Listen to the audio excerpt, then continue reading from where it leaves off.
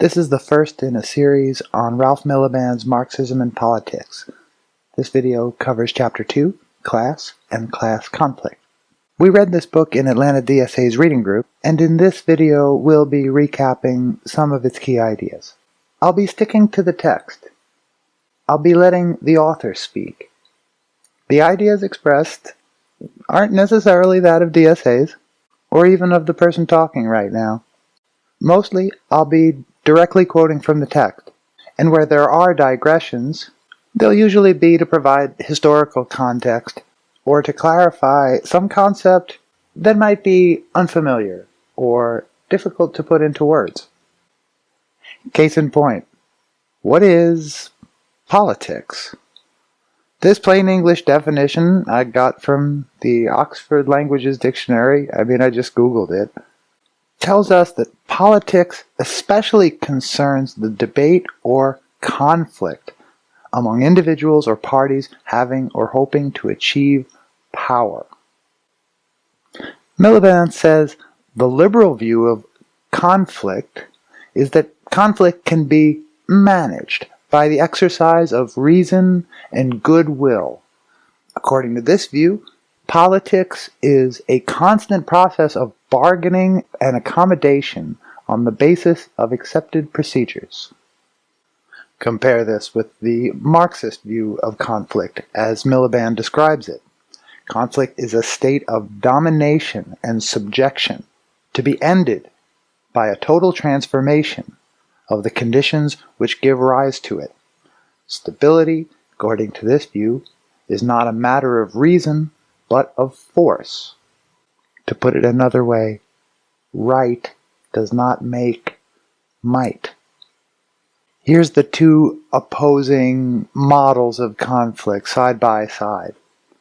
The Marxist sees conflict as a state of domination resulting from the conditions for the conflict.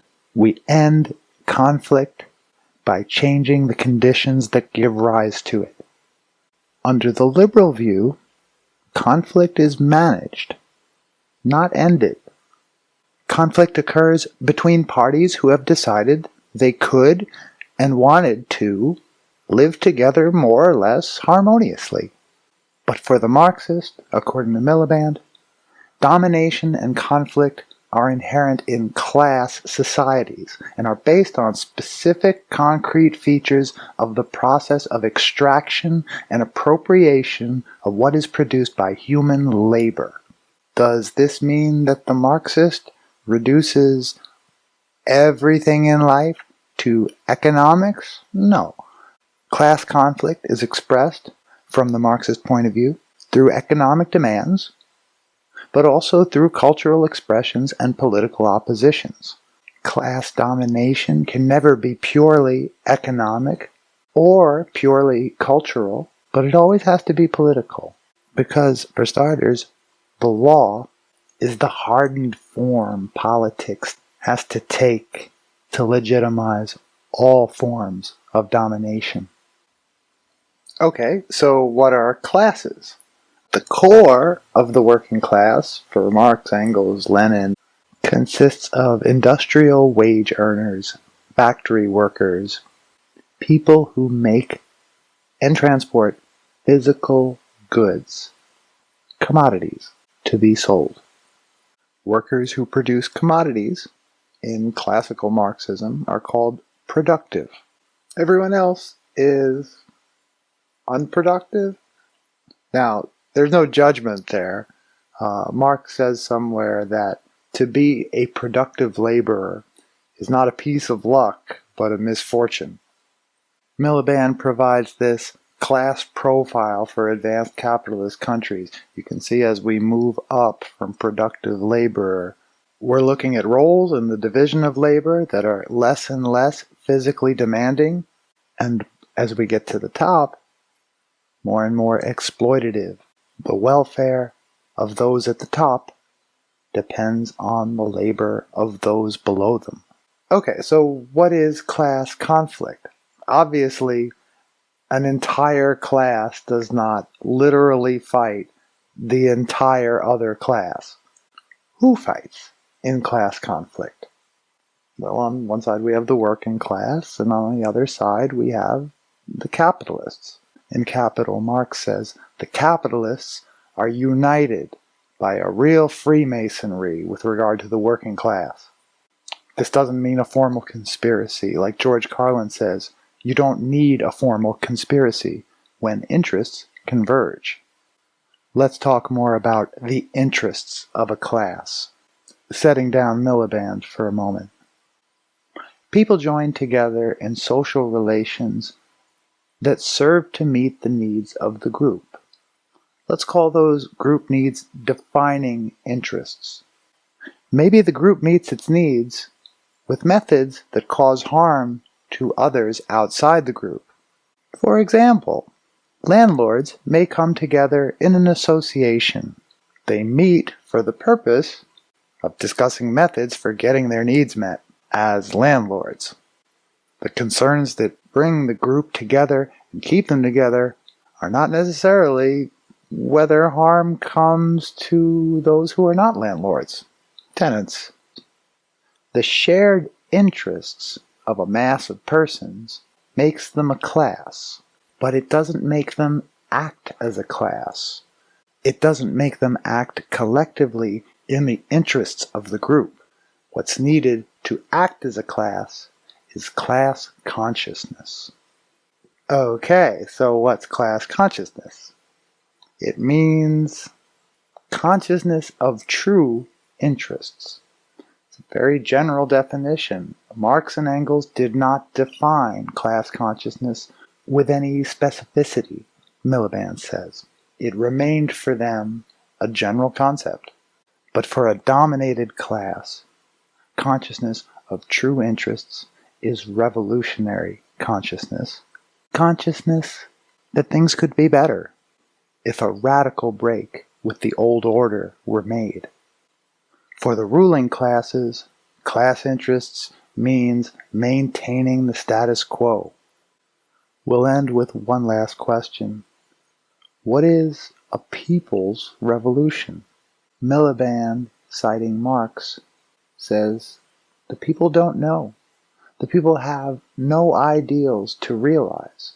They seek only to set free elements of the new society with which old collapsing bourgeois society is pregnant. This is the second in a series on Ralph Miliband's Marxism and Politics. This video covers Chapter 5, Class and Party. You'll notice I've skipped a lot, about 90 pages if you add up the introduction and the two chapters called The Defense of the Old Order.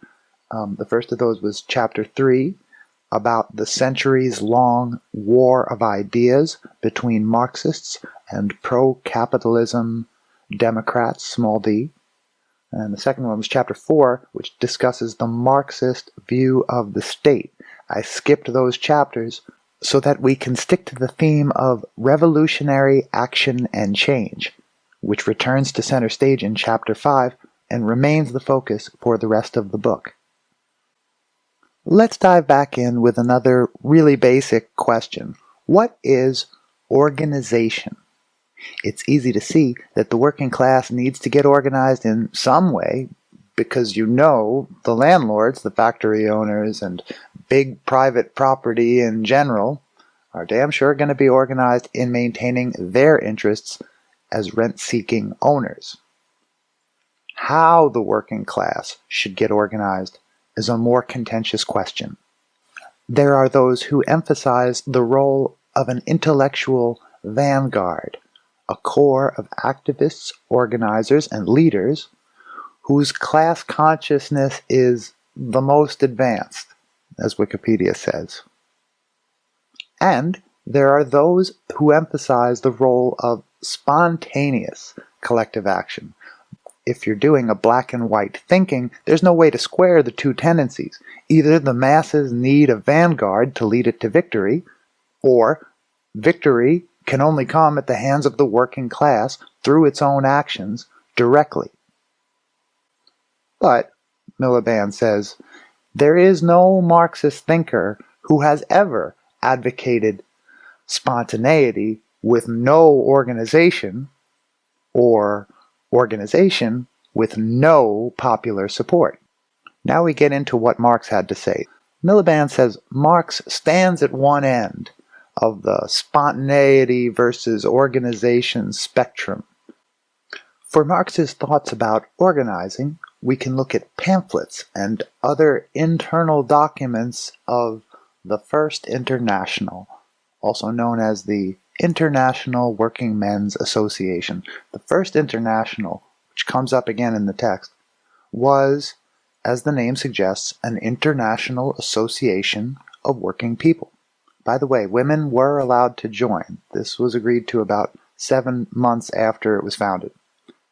The First International brought together, however temporarily, socialists of all types, including communists, anarchists, and class struggle trade unionists. By 1872, though, the anarchists and Marxists were meeting separately. The unity didn't last. In the administrative rules for the First International, Marx wrote that the emancipation of the working classes must be conquered by the working classes themselves. He wasn't particularly concerned with the form which the political organization should assume. He left the question of how to organize to the workers of individual countries. Rather than conceiving the First International as a centralized form of government for labor, he saw it as a network of affiliated societies pledged to shared goals. Trade unions must become organizing centers, aiding social movements and political movements that tend in the direction of emancipation for the working class. Miliband drops a quote here: "Trade unions are the schools of socialism." It's a great quote. There's been some discussion since the 1860s about whether Marx actually said it. Kautsky, we'll see him again later, attributes the quote to an interview with Marx. Others attribute the quote to a speech. Anyway, Miliband discusses the exaltation of the party. He writes, "With the growth of working-class parties after Engels' death in 1895, also went a very general, though of course not unanimous, acceptance that the transformation of capitalist society must be envisaged as a strictly constitutional process, which must on no account be endangered by an ill-conceived activism and adventurist politics." This perspective inevitably led to the exaltation of the party as the guardian of the working class against those who pressed actions and policies which the leadership of the party judged and proclaimed to be irresponsible and dangerous. The essence of Lenin's contribution to Marxism, Miliband says, was that there must be organization and direction if the revolutionary process was to be advanced. Lenin did not fear the passivity of the working class, but that its struggles would lack political effectiveness and revolutionary purpose. It was to this end that the party was essential. A different approach was taken by the Social Democratic Party of Germany, the SPD. The SPD sought to build a strong, unified party by building a coalition between the working class and other classes. Anyone who wanted a radical reorganization of the social order was welcome to join the Party of the Working Class. The coalition building was successful. Not everyone in the party was happy about it. The SPD was alienating a substantial portion of its left-wing members. But the coalition held well into World War I. After all, when you're a leftist, the pressure not to split is very strong. Every split weakens the movement, at least in the short term. Those who split must fear isolation, ineffectiveness, and irrelevance. And leftists who have been around the movement a while know socialist movements have a long and sometimes depressing history of splintering. This slide shows splits among workers' parties in the UK. But there are similar diagrams for socialist groups in the US with like 10 times as many splits, and the US hasn't even had a left for most of the past 70 years. Miliband thinks that multiple tendencies and multiple parties is the natural state of the socialist left. And, he says, there's nothing in classical Marxism that says otherwise. The idea that there can only be one party that can lay claim to being the single legitimate expression of the labor movement was a later invention. Returning to the SPD, before and after World War I, we see that the SPD went from being a minority party to the ruling party, as these electoral maps of the 1912 and 1919 federal elections show. But we know what comes next in German history. As the Nazis built power in the run-up to the 1932 election, the SPD rebranded itself as anti-fascist, anti-communist, and anti-monarchist. How did Lenin understand the relationship between the role of the working class and the role of leadership? Lenin wrote, in a passage cited by Miliband, "As a rule, and in most cases, classes are led by political parties. Political parties, as a general rule, are run by more or less stable groups, composed of the most authoritative, influential, and experienced members, who are elected to the most responsible positions and are called leaders. The working class needs a revolutionary party, according to Lenin. Otherwise, it might never pursue revolutionary politics.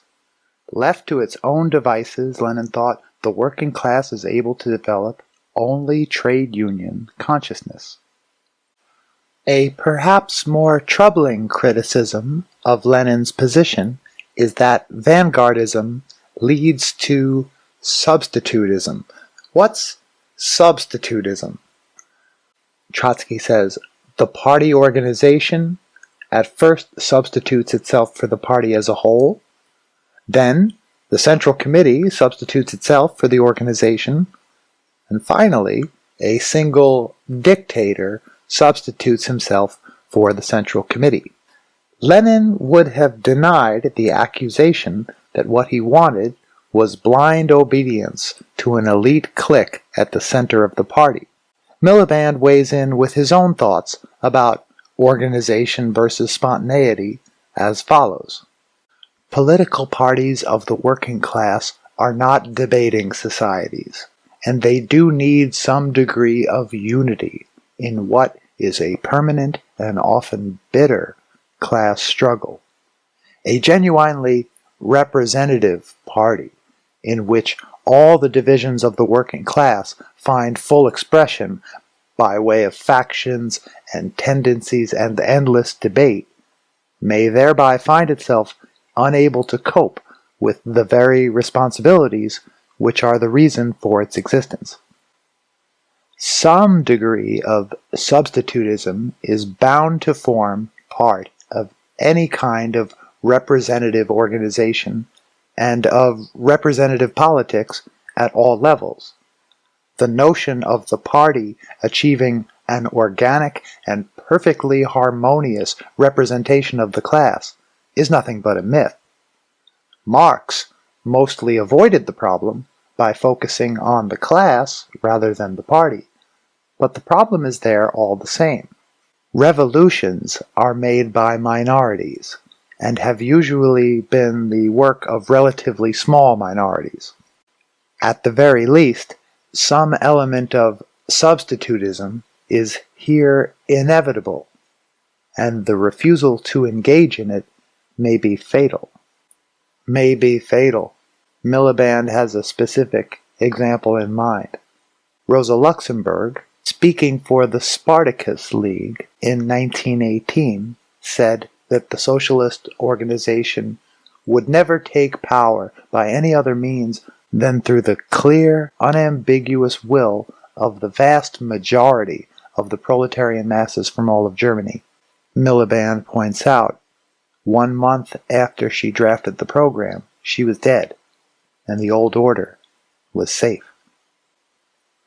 Miliband says, the demands of representatives on the one hand and of effectiveness on the other are not altogether irreconcilable, but it is an illusion to think that the contradiction is not a genuine one.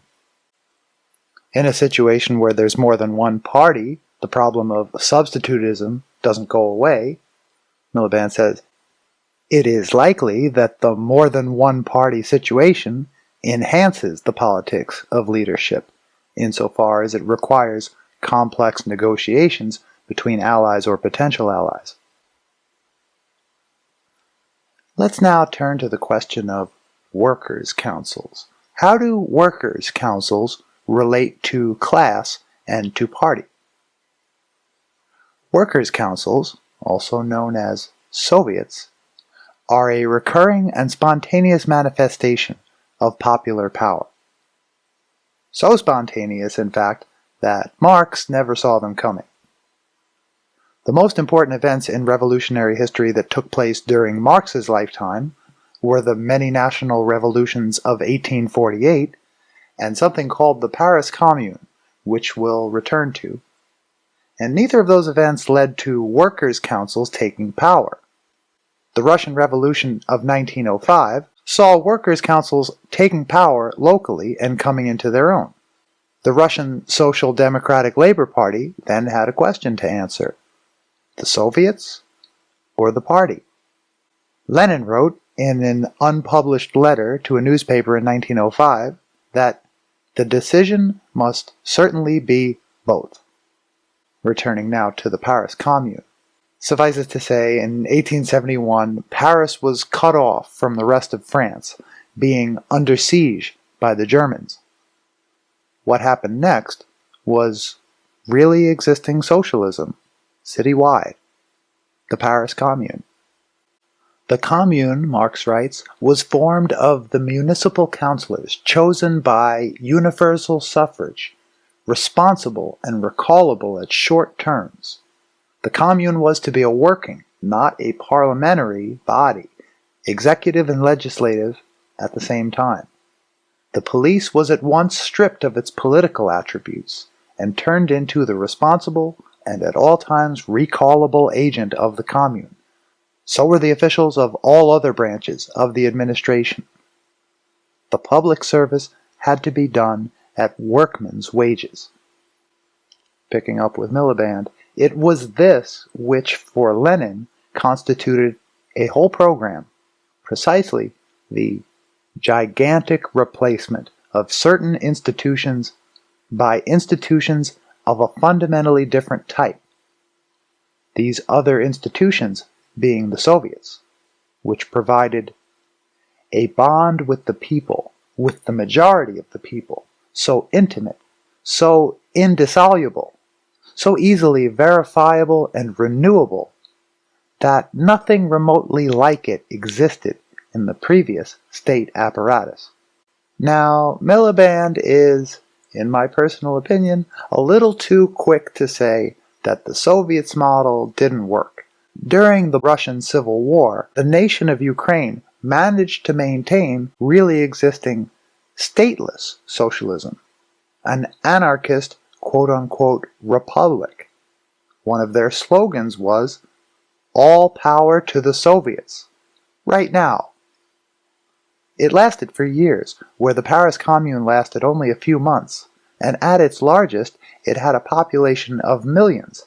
There isn't time here to go into this very interesting episode in history. Mike Duncan has given a better summary of it than I ever could in a million years. So, if this sort of thing interests you, check out the episode Anarchy in Ukraine of his acclaimed Revolutions podcast. We now come to the first of several hair-raising Bolshevik quotes we'll see in Miliband's book. From Lenin in 1919. "Yes, the dictatorship of one party. We stand upon it and cannot depart from this ground, since this is the party which in the course of decades has won for itself the position of vanguard of the whole factory and industrial proletariat." Whatever we may think of Lenin's statement, which we'll revisit in Chapter 6, There can be no argument that power was increasingly centralized.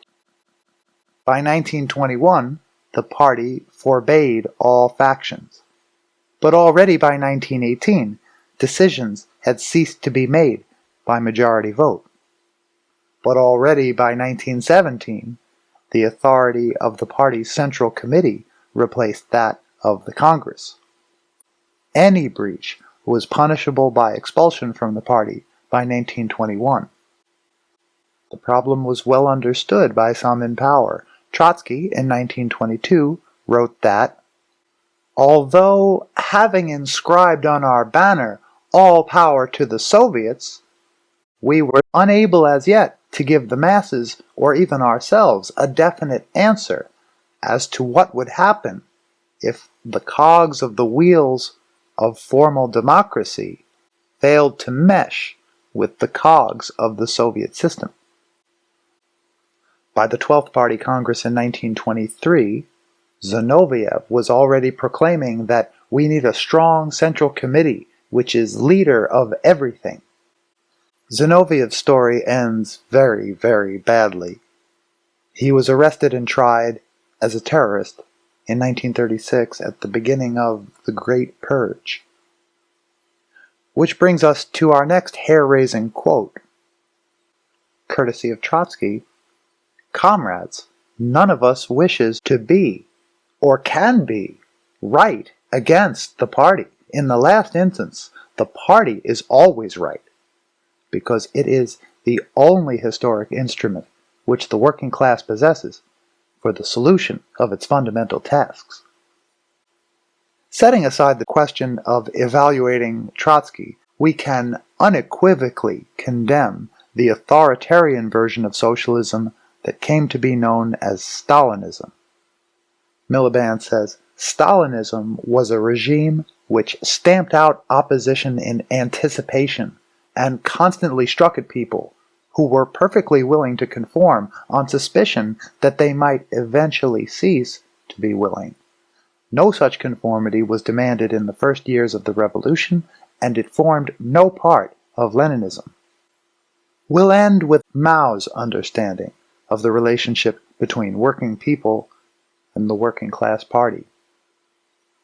Mao says, "If there is no democracy, if ideas are not coming from the masses, it is impossible to establish a good line, good general and specific policies.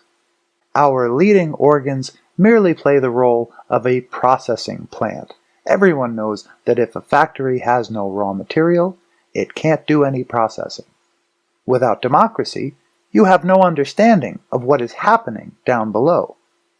Top-level organs of leadership will depend on one-sided and incorrect material to decide issues. Then you will find it impossible to avoid being subjectivist and impossible to achieve true centralism." This is the third in a series on Ralph Miliband's Marxism and Politics. This video covers the first section in Chapter 6, Reform and Revolution. This section covers two types of political strategy: the strategy of social reform and the strategy of constitutionalist Marxism. I've heard people call Bill Clinton a socialist. I've heard someone on a call-in show ask a leader in DSA about Bill Clinton's opposition to the right to private property. How silly, right? There's a point to this story. When so-called socialist policies are promoted, and these policies do absolutely nothing to change the power dynamic between workers and bosses, when so-called socialist policies are promoted that are really just half measures, and all they do is make the administration of some government program easier for the government to administer, that's when the word socialist becomes a joke, and it stops meaning anything. Marx and Engels had a field day coming up with funny names to call socialists in name only. Conservative socialists, like Chancellor Bismarck. feudal socialists, like Prime Minister Disraeli, imperial socialists, like Napoleon III. Imagine what Marx and Engels might have written about National Socialists. These socialists in name only, they don't represent socialism at all. They're enemies of the democratic socialist tradition. But enough about our enemies. What about our friends? Specifically, what about trade unions that happen to not be class struggle unions? Miliband writes, this book is from the 1970s, by the way, that trade unions, however limited their horizons, have seldom been able to concern themselves exclusively with hours, wages, and conditions, but this need not go beyond improvements of various kinds for the working class within the capitalist system, and with no thought of superseding that system. And this trade union consciousness has been and remains an important, and in some instances a dominant, trend inside organized labor under capitalism. Recall Lenin's quote, "The working class, exclusively by its own effort, is able to develop only trade union consciousness." Miliband continues, in the 20th century, this trend has also come to dominate large, and in some cases the largest, working class parties in capitalist countries. Britain, Germany, and Sweden are obvious instances. Miliband thinks such reforms, as are championed under trade union consciousness, improvements in hours, wages, and conditions, with no intention of moving beyond capitalism, Miliband thinks such reforms are not socialism. He calls them social reforms. To the strategy of social reforms, Miliband opposes two strains of Marxist revolutionary strategy. These are both revolutionary strategies, but Miliband gives the first one the name reformist Marxism, also known as constitutionalist Marxism. Miliband characterizes the key ideas in this strategy, constitutionalist Marxism, as being first, that electoral politics is compatible with revolutionary aspirations. It's true, he says, that the reforms were capable of winning within the narrow horizon of what's possible within capitalist democracy are, quote, at best steps and partial means toward the overthrow of capitalism, end quote. Constitutionalist Marxism, as Miliband defines it, is a revolutionary strategy. It requires the replacement of capitalism by, quote, an altogether different, that is, socialist society, unquote. The idea here is that harm reduction through ordinary electoral politics is compatible with, quote, the simultaneous advancement of a revolutionary purpose, unquote. Whatever you want to call this strategy, reformist Marxism or constitutionalist Marxism, Miliband wants you to know the idea behind it is not that society will gradually and smoothly transition to socialism. He cites Luxemburg as an example of who he means by constitutionalist Marxists. Luxemburg wrote in 1904 that the real way is to emphasize strongly and develop this struggle both within and without Parliament. This includes strengthening the extra-parliamentary action of the proletariat as well as a certain organization of the parliamentary action of our deputies. Miliband describes constitutionalist Marxism as a politics of conflict with a strong emphasis on electoral success and the hope of achieving majority or at least strong representation. We shouldn't be overly optimistic. The horizon of what's possible under what passes for democracy in the United States can be a very limited horizon. Of course, when Marx and Engels were writing the manifesto in 1848, the horizon of the possible in electoral politics was even more limited. But, as Miliband says, constitutionalist Marxism, and indeed all Marxism, is a politics of conflict. The conflict ends when we change the conditions that cause the conflict to endure. A few points are made about ordinary politics, by which Miliband means working within the existing political machinery of the state openly.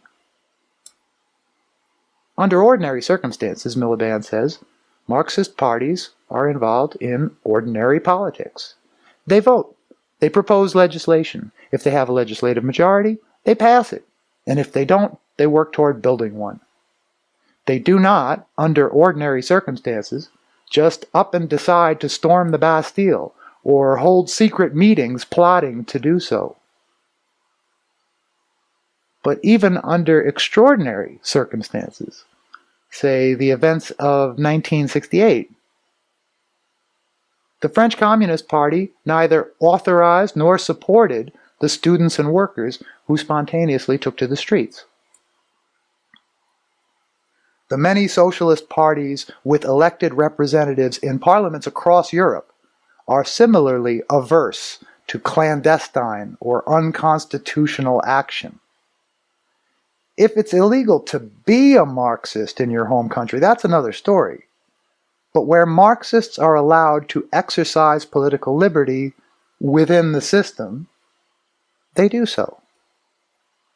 Miliband writes, Marx's quarrels with the anarchists in the First International had to do, among other things, with the contempt that many of them had for ordinary politics and their rejection of sustained and disciplined organization by revolutionaries for the purpose of involvement in such politics. The issue of whether or not to participate in electoral politics continues to divide socialists to this day, and it gets a lot more complicated than the Marxists versus anarchists fight that wrecked the First International.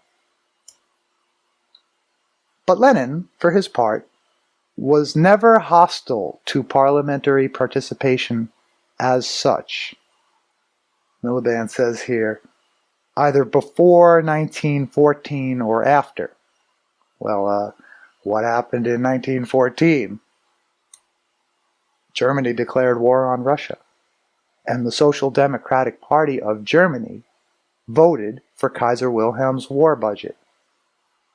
But even that didn't lead Lenin to conclude that parliamentary participation was hopeless.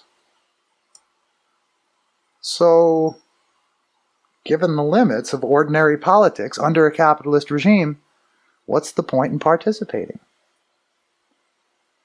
Miliband recalls Marx's notion of permanent revolution, the application of continuous pressure for pushing the process further than the achievement of a bourgeois democratic republic, and creating the conditions for a revolutionary break.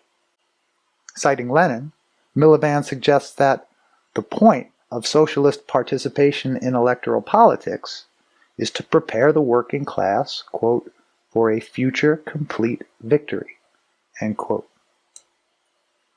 Which is not to say Miliband thinks it will be easy, although he seems to suggest that Engels did.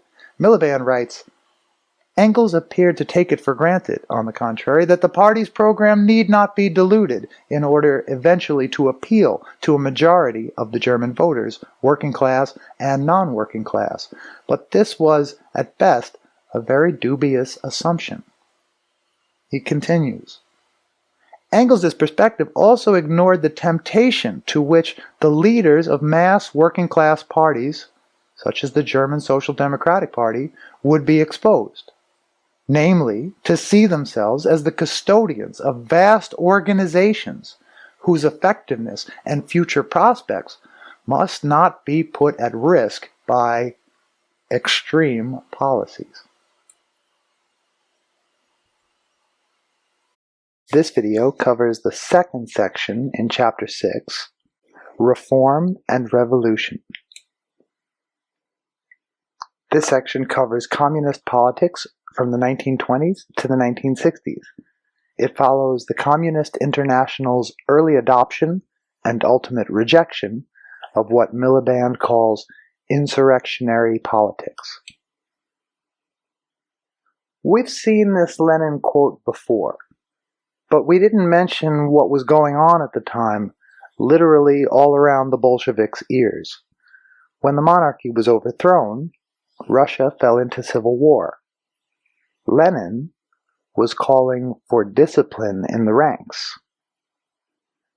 Miliband says, Lenin believed that the time was ripe for preparing as a matter of extreme urgency for a seizure of power, which might not immediately be possible in all capitalist countries, but whose appearance on the revolutionary agenda could not be long delayed in many, if not most of them.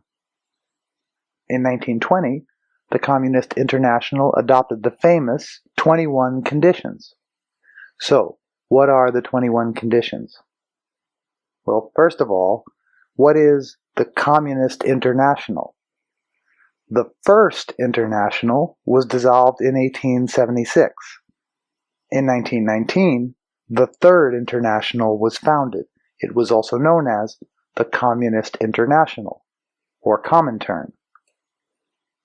About 200 delegates from over 30 countries attended the Comintern's World Congress in 1920. I'm pretty sure you can spot Lenin. Behind him a few feet, on the steps, is Zinoviev. Remember Zinoviev? It really doesn't end well for Zinoviev. Anyway, at the World Congress, 21 conditions for the admission of parties into the Communist International were proposed. It can't be emphasized enough, although World War I had ended, Europe was far from peaceful. And in Russia, the Bolshevik government was simply at war. Amidst all this emerged the 21 conditions. Miliband writes, insofar as the 21 conditions made any sense at all, they did so as the battle orders of an international army, organized into a number of national units under a supreme command, and being prepared for an assault that could not be long delayed on the citadels of world capitalism. And that army was therefore having its ranks cleared of those tainted and untrustworthy elements who refused to purge their past mistakes and fall in line with the strategy presented to them by the leadership of the victorious Russian Revolution. Like Washington said, discipline is the soul of an army. Here's the quote from Miliband I've been reading. Let's keep reading Miliband's take. He writes, the tide was already ebbing by 1920. Such international army as there had been was already beginning to disband by the time the 21 conditions were issued, and some of its main units had recently been decisively defeated. The new communist parties, far from gaining a commanding position in their respective labor movements, were finding it difficult to implant themselves solidly, and seemed condemned to lead a very marginal and precarious existence in many countries and for many years to come. Leninism, what Miliband is calling Leninism, let's be clear, was a political style adapted, or at least intended to be adapted, to a particular political strategy. The political strategy Miliband has called insurrectionary politics. Stalinism made a frightful caricature of the style, and made of the strategy what it willed, depending on what Stalin wanted to achieve at any particular time and in any particular place. In fact, Leninism, as a coherent strategy of insurrectionary politics, was never seriously pursued by the Third International, which means, of course, that it was never seriously pursued by its constituent communist parties. But it's not really plausible to attribute these parties' renunciation of insurrectionary politics, for this is, in effect, what occurred to Stalin and Stalinism. Much more than this was here at work, which condemned left opposition to Moscow to extremely marginal significance. The old leaderships which the Third International and its constituent national units wanted to supplant and destroy remained in command of a large, and in most cases the largest part, by far, of their labor movements, industrial as well as political. In fact, reformist leaderships became even more reformist than they had been. Marxists pointed to the role of social democratic leaders as, in effect, the defenders of capitalism and the agents of social stabilization, although communists ceased to make as much of this in the 30s, when the Comintern adopted the Popular Front strategy, as they had done earlier. What occurred in the early 30s was the barely acknowledged and theoretically still unformulated abandonment by international communism of insurrectionary politics.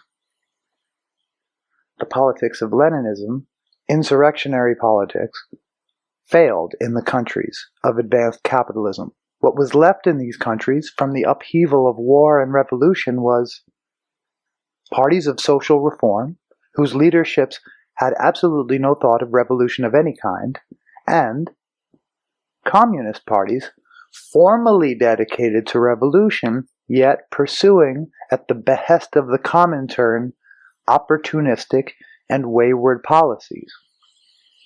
Nowhere was a Marxist left, independent from both the parties of the old Second International and of those of the new Third International, able to play more than a very marginal role in the life of their labor movements. The Trotskyist opposition, from the mid-1920s onward, could plausibly lay claim to being the heir of insurrectionary politics. Trotskyism had an illustrious leader and small groups of dedicated and talented adherents in many capitalist countries, but these groups remained utterly isolated from their working-class movements and were never able to mount a serious challenge to their respective communist parties. Unconditional support for the Soviet Union gave to communist parties a stamp of particularity which helped to further the impression that they remained committed to insurrectionary politics long after this had ceased to be the case. And communist reformism did not require the formal and explicit abandonment by communist parties of their doctrinal commitment to Marxism, or for that matter, to Marxism-Leninism. The Comintern's implicit rejection of insurrectionary politics involved a progressively more definite acceptance of constitutionalism and electoralism as a possible and desirable road to socialism for communist parties, and the rejection of any notion of a seizure of power, at least in circumstances where legality and constitutionalism were, so to speak, available, or had come to be available, and even in many cases where it was not.